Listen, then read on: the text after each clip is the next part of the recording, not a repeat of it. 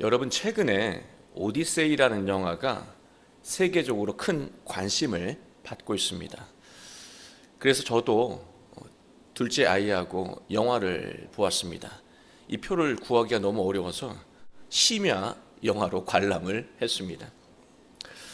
이 영화는 고대 그리스 영웅 서사시 오디세이아를 원작으로 하는데요. 약 3000년 전에 그리스의 시인 호메로스가 쓴 작품입니다. 주인공 오디세우스는 그리스의 작은 섬나라 이타카의 왕이었습니다. 그는 가족과 함께 평범한 삶을 살고 싶었습니다. 그러나 트로이 전쟁이 일어나면서 상황이 달라졌습니다. 그리스 연합군은 집요하게 참전을 요구하며 압박했습니다. 오디세우스는 트로이 전쟁이라고 하는 거대한 현실 앞에서 가족과 공동체에 대한 책임과 또 왕의 명예를 외면할 수가 없었습니다. 오디세우스는 참전을 결정하고 집을 떠나게 됩니다. 전쟁은 예상보다 길어졌고 많은 사람들에게 고통을 안겼습니다. 오디세우스는요, 트로이 목마 작전을 고안하고요, 전쟁을 승리로 이끌었습니다. 그러나 전쟁에 승리했다고 마냥 기뻐할 일이 아니었습니다. 영화에서 보면 오디세우스는 전쟁과 사륙의 기억으로요, 깊은 내적 고통을 겪고 있었습니다. 이제 오디세우스에게 남은 것은 단 하나였습니다. 고향 이타카로 돌아가는 것입니다. 그런데 이상하게도 집으로 돌아가는 길이 전쟁보다 더 길고 험난했다는 것입니다. 바다에서 폭풍을 만나고 외눈박이 괴물을 만나고 또 유혹을 받고 또 동료들을 잃습니다.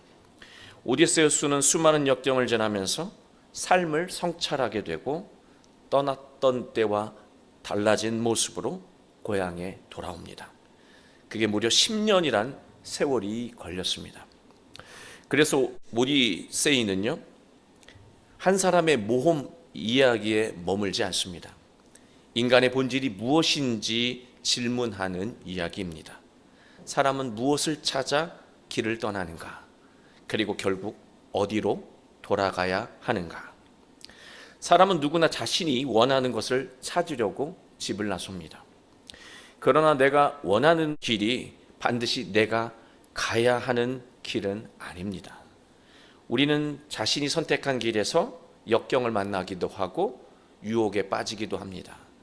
역경과 유혹의 과정이 반복되면서 우리는 결국 자신이 지금 어디로 가고 있는지 알 수 없게 된다는 거예요. 이처럼 마음이 지치고 소진되는 순간에 마음 안에는요, 어디로인가 돌아가고 싶다는 강한 열망이 생깁니다. 그러나 돌아가고 싶다는 그 열망만으로 충분하지 않습니다. 어디로 돌아가야 하는지 정확히 아는 것이 중요해요. 호메로스는요, 자신의 작품을 통해서 당시 사람들에게 또 오늘날 우리에게 질문하고 있습니다. 지금 당신은 무엇을 찾기 위해 어느 길로 걸어가고 있습니까? 당신은 돌아가야 할 곳이 어디인지 아십니까? 지금 그곳으로 가고 있습니까? 호메로스의 이 질문에 여러분은 뭐라고 대답하시겠습니까? 오늘 예수님의 말씀이요, 호메로스가 그토록 찾던 답이라고 할 수 있습니다. 우리 모두 오늘 말씀을 통해서 돌아가야 할 곳을 정확히 알고 그곳을 향해 담대히 걸어가며 복된 인생과 가정을 이루게 되시길 주님의 이름으로 축원합니다. 오늘 말씀은 우리가 잘 아는 탕자의 비유 이야기입니다. 아버지와 두 아들이 있었습니다. 어느 날 둘째 아들이요, 아버지의 재산 중에 자신에게 돌아올 몫을 미리 달라고 요청했습니다. 아버지는 둘째 요청대로 그의 몫을 주었습니다. 그런데 우리가 여기서 쉽게 놓치는 내용이 있어요. 우리가 오늘 읽지는 않았지만 12절 말씀을 보면 둘째만 몫을 받은 것이 아니라요, 큰 아들에게도 그의 몫을 주었다라고 하는 것입니다. 그리고 또 우리가 놓쳐서는 안 되는 게 있어요. 부모가 살아있는데 유산을 미리 받는 이 행위는요, 부모와 단절하며 살겠다는 의미이기도 합니다. 둘째 아들은 아버지보다 자신의 목이 더 중요했던 거예요. 둘째 아들은 며칠이 되지 않아서 자기 몫을 챙겨서 먼 나라로 떠났습니다. 그리고 그곳에서 허랑방탕하게 살면서 재산을 낭비했습니다. 둘째 아들이 원했던 것은요, 허랑방탕한 삶이었습니다. 이 허랑방탕하다라고 번역된 헬라어 디아스콜피조라고 하는 단어를 찾아보면요, 그 뜻이 뿌리다, 흩뿌리다라는 뜻이에요. 따라서 해석하면 둘째 아들이 원했던 것은 돈을 뿌리며 살아가는 삶이었습니다. 둘째 아들은 욕망에 따라 소비하며 살기 위해 길을 떠난 거예요. 오늘날 우리도요, 자신이 원하는 대로 소비할 수 있는 삶을 성공한 삶으로 여깁니다. 약간의 차이가 있을 뿐이죠. 우리는 소비할 수 있는 능력을 얻기 위해 인생의 많은 시간을 소모합니다. 소비할 수 있는 능력을 얻기 위해서 어쩌면 평생을 불태우며 살아간다고 할 수도 있습니다. 그래서 하나님과 함께하는 시간이 부족해지고요, 결국 하나님을 떠나게 됩니다. 둘째 아들의 삶은 오늘날 그리스도인의 실존이라고 할 수도 있습니다. 그리고 하나님을 떠나는 또 하나의 모습이 있는데요, 이런 모습입니다. 가족과 백성을 지키고 명예를 지키기 위해 집을 떠났던 오디세우스처럼 자신이 옳다고 생각하는 가치와 책임을 다한다는 그 이유만으로 하나님을 자연스럽게 떠나는 그리스도인의 삶입니다. 숭고한 목적으로 길을 나서도요, 수많은 고난과 유혹 속에서 결국 길을 잃게 된다는 것입니다. 이러한 삶의 종착지가 어디인지 예수님은 14절에서 분명하게 말씀하셨어요. 다 없앤 후 그 나라에 큰 흉년이 들어 그가 비로소 궁핍한지라. 이 구절에는 상징적인 교훈이 담겨 있습니다. 돈으로 채우려 했던 삶의 실체가 그대로 드러난 거예요. 그리고 하나님을 떠난 사람은 오디세우스처럼 예상하지 못한 재앙과 역경 속에서 영혼의 궁핍함을 경험하게 된다는 것입니다. 시간이 흐를수록 상황은 더 나빠집니다. 15절 16절 말씀을 연이어 읽어드릴게요.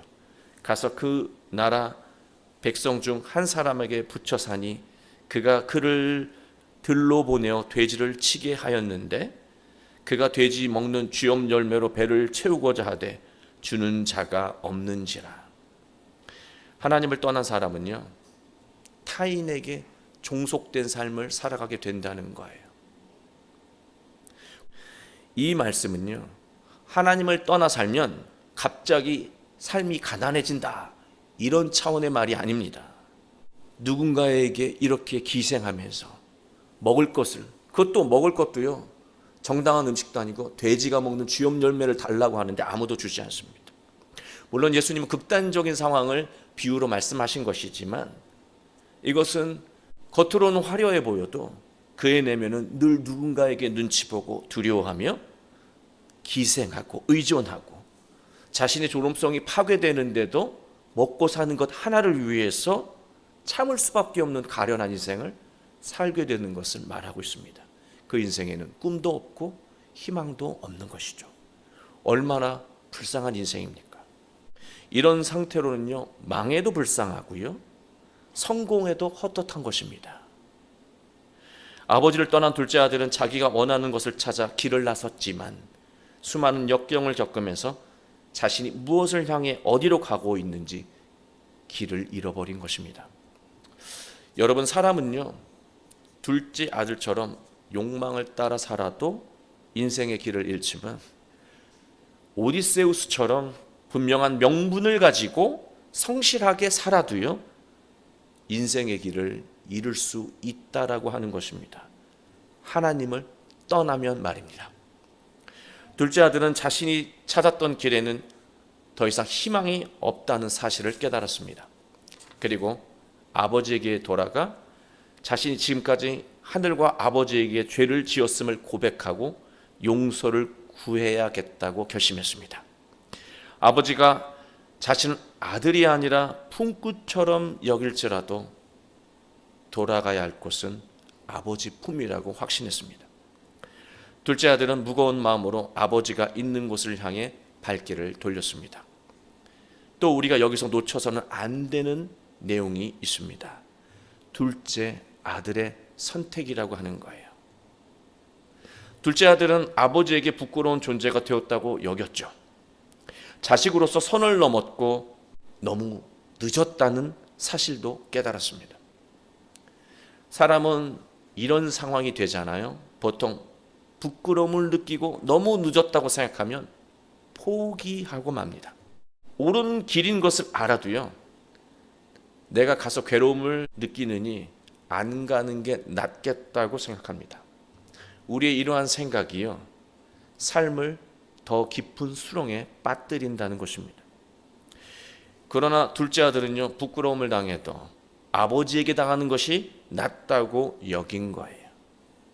둘째 아들에게서 유일하게 찾을 수 있는 긍정적인 모습이라고 할 수 있습니다. 스스로 인생을 망쳤음에도 다시 아버지에게로 돌아갈 수 있었던 그 힘은 어디에서 나온 것일까? 저는 그게 너무나 궁금했어요. 그냥 주저앉을 수도 있고요, 너무 죄송해서 그 죄의식에 짓눌려서 그냥 거기서 거지처럼 살다가 인생을 마감할 수도 있었습니다. 그런데 어떻게 아버지에게로 돌아갈 것을 선택할 수 있었을까요? 그 힘의 근원은 무엇일까요? 그게 너무나 궁금했어요. 그 이유가 곧 드러납니다. 20절 말씀이에요. 이에 일어나서 아버지께로 돌아가니라. 아직도 거리가 먼데 아버지가 그를 보고 치근히 여겨 달려가 목을 안고 입을 맞추니. 아직도 거리가 멀다고 했습니다. 이것은 물리적인 거리일 수도 있어요. 정말로 먼 거리일 수도 있죠. 그러나 이 구절이 상징하는 이 멀리 있다라고 하는 것은요, 마음의 거리를 의미합니다. 둘째 아들이 마음을 고쳐먹고 다시 아버지의 집으로 돌아와도요, 아버지의 마음을 여전히 모르고 있는 거예요. 아버지의 마음과 여전히 둘째 아들의 마음은 거리가 먼 거예요. 그리고 또 한 가지 우리가 놓쳐서는 안 되는 것이 있습니다. 아버지가 멀리서 온 아들을 발견했다고, 보았다고 기록하고 있잖아요. 우연히 아버지가 정원을 거닐다 문 밖에 저 멀리서 오는 아들을 발견한 것처럼 여길 수 있는데요, 그렇지 않습니다. 아버지는요, 매일같이 둘째 아들이 돌아오기만을 기다리고 계셨던 거예요. 돌아오는 아들을 보았습니다. 그때 아버지가 무엇을 느끼셨습니까? 치근히 느꼈다라고 여겼습니다. 치근히 여겼다라고 하는 이 단어, 스플랑그조마이라고 하는 단어는요, 내적인 창자가 찢어지는 그 고통을 의미하는 단어입니다. 마음의 쓰라림을 느끼는 단어예요. 아버지는 위축된 둘째 아들의 모습을 보고 가슴이 찢어지셨던 거예요.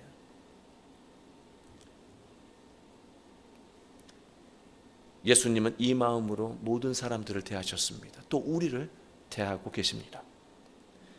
아버지의 다음 행동이 중요합니다. 아무 말 하지 않고 아들을 향해 달려갔습니다. 아버지가 얼마나 간절하게 둘째 아들을 기다렸는지 보여주는 대목입니다. 그리고 꼭 안아주었습니다. 둘째 아들이 선을 넘고 실망을 안겼지만 아버지는 여전히 아들을 사랑하고 있는 것입니다. 이 구절이 바로 우리를 향한 하나님의 마음이라고 예수님은 말씀하고 계신 거예요. 하나님은 우리가 말을 잘 듣고 자랑스러운 일을 해서 사랑하시는 것이 아니에요. 착각하면 안 돼요.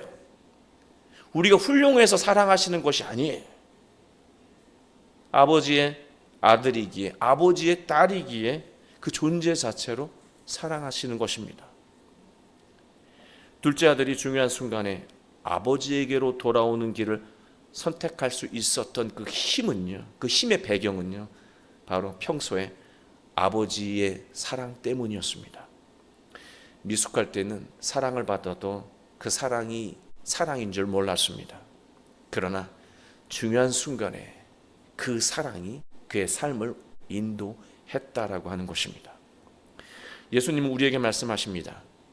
네가 원하는 것을 찾기 위해 하나님을 떠나 길을 잃었을 때 다른 길을 찾지 말고 아버지에게로 돌아가거라. 그렇게 말씀하고 계신 거예요. 그게 살 길이라고 하는 것이죠. 아버지는 용서를 구하는 둘째 아들의 말에 아무런 대답도 하지 않아요. 용서의 차원이 아니기 때문에 그래요. 용서하고 사랑하는 게 아니에요. 그냥 아들이기에 기뻐하고 사랑하는 거예요. 아버지는 잔치를 열었습니다. 24절 말씀이에요. 이 내 아들은 죽었다가 다시 살아났으며 내가 잃었다가 다시 얻었노라 하니 그들이 즐거워하더라. 예수님은요, 이 구절에서 중요한 것을 우리에게 일깨워 주고 싶어 하십니다. 신앙의 중요한 본질입니다. 하나님을 떠나 살잖아요.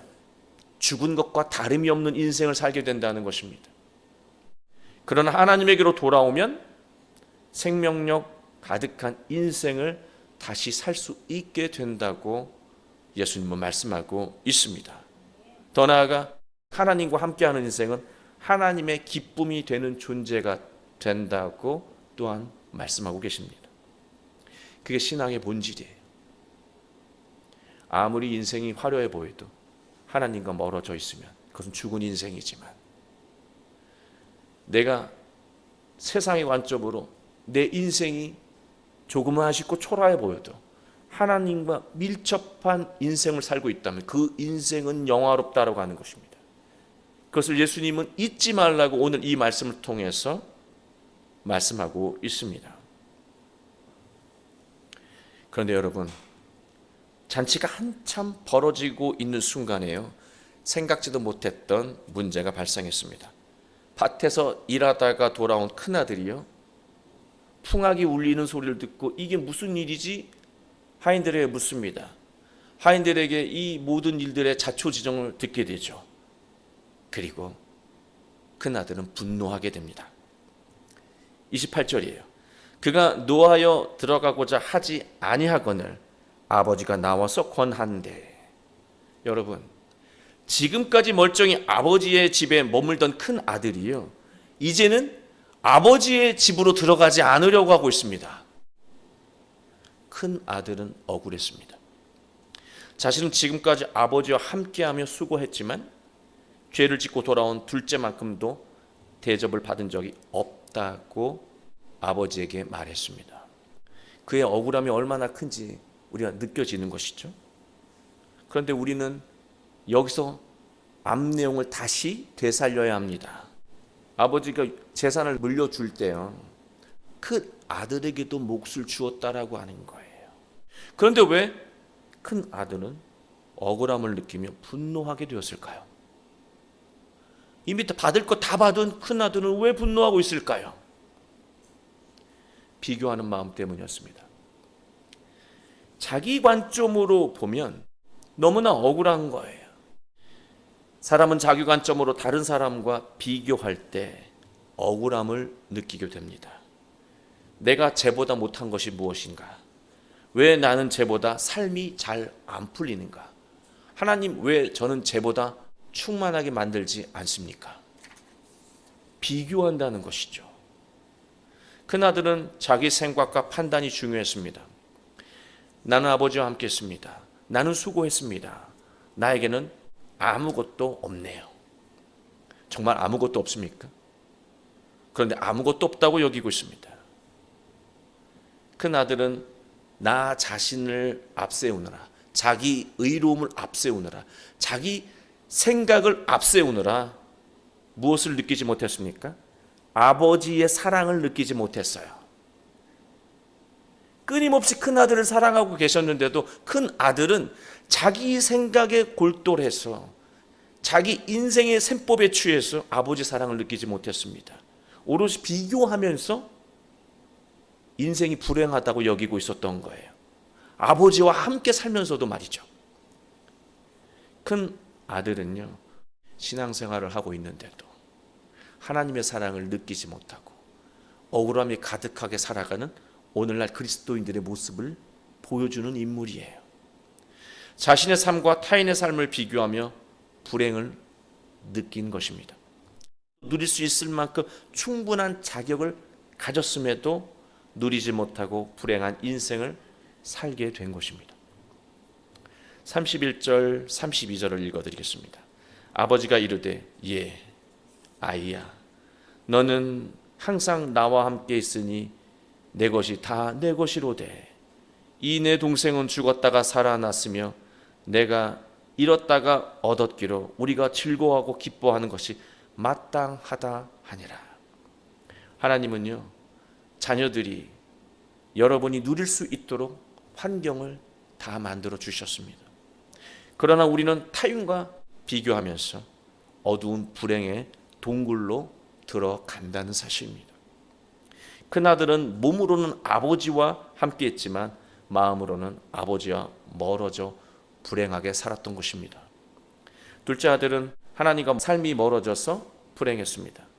큰아들은 하나님과 마음이 멀어져서 불행했습니다. 오디세우스처럼 우리가 세상의 순과 명분을 따라 살아도 하나님과 멀어지면 불행은 어김없이 우리의 삶 가운데 찾아옵니다. 우린 매일 매 순간 몸과 마음이 하나님과 멀어지고 있지는 않은지 돌아봐야 합니다. 성찰해야 한다는 거예요. 조금이라도 거리가 멀어졌다면 가던 길을 멈추고 하나님께로 돌아가야 합니다. 사랑하는 교회 여러분, 하나님은요 삶을 누릴 수 있도록 환경을 마련해 주셨습니다. 오늘 예수님은 우리에게 매일 매 순간 하나님과 함께하며 삶을 누리라고 말씀하고 계세요. 하나님과의 거리는 조금이라도 용납해서는 안 된다고 말씀하는 거예요. 하나님과 멀어지는 생각과 행동 방식을 조금이라도 수용하지 말라고 말씀하고 계신 것입니다. 하나님과 멀어졌다면 다시 마음의 방향, 삶의 방향을 하나님께로 돌이키시길 바랍니다. 하나님은 반갑게 맞아주시며 놀라운 은혜를 우리에게 베풀어 주실 것입니다. 우리 모두 예수님의 말씀을 따라 어떤 상황에 놓이더라도 주저하지 마시고 하나님께로 돌아와 복된 인생과 가정 그리고 교회를 이루어 가시길 주 예수 그리스도의 이름으로 축원합니다.